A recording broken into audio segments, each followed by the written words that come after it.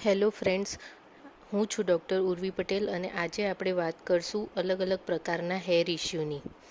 Hair issue અલગ અલગ પ્રકારના જે થતા હોય છે, જેમ કે વાળ પતલા થવા, ડ્રાય થવા, વાળ ખરવા, નાની ઉંમરમાં સફેદ વાળ થવા, હેર ગ્રોથ ઓછો થવો કે ના થવો, માથામાં ખંજવાળ આવી, ખોડો થવો, વાળ ડલ થઈ જવા, આવા પ્રકારના હેર ઇશ્યુઝ કોમન છે અત્યારે. અને એનું બેઝિક કારણ છે વિટામિન ડેફિશિયન્સી.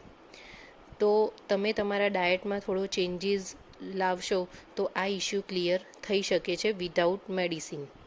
તો જેમ કે વાળ પતલા થવા, હેર થિનિંગ, તો એમાં તમે vitamin D, iron, zinc, biotin લઈ શકો છો.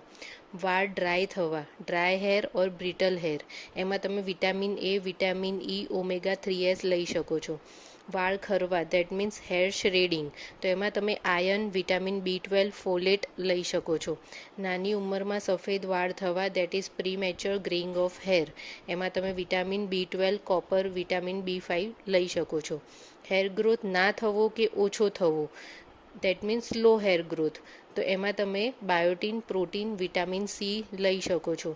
માથામાં ખંજવાળ આવી, ખોડો થવો, that means scalp etching or flakiness, એમાં તમે vitamin B2, zinc, vitamin A, vitamin B3 લઈ શકો છો. વાળ ડલ થઈ જવા, શાઇન ના હોવી, that means dull hair or dull shine, એમાં તમે omega 3 fatty acids, vitamin E અને સેલેનિયમ લઈ શકો છો. તો આ હતું બેઝિક કારણ કે વિટામિનની ડેફિશિયન્સીના કારણે તમને હેર ઇશ્યુઝ થાય છે.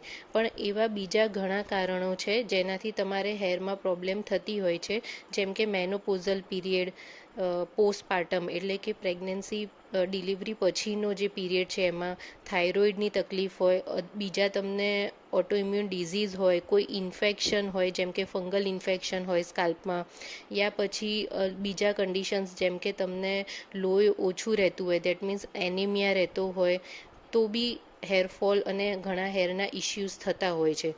તો જો બેઝિક ઇશ્યુથી તમને તકલીફ થતી હશે તો તમે આ જે વાઇટામિન્સ લેશો ડાયટમાં તો તમને સોલ્વ થઈ જશે. પણ જો બીજા કારણો છે તો તમારે એના માટે ઇન્ટરનલ મેડિસિન્સ લેવી પડશે, એના માટે ટ્રીટમેન્ટ લેવી પડશે, અને એ હોમિયોપેથીથી જડમૂળથી મટી શકે છે. તો એના માટે તમે અમારો સંપર્ક કરી શકો છો. Thank you.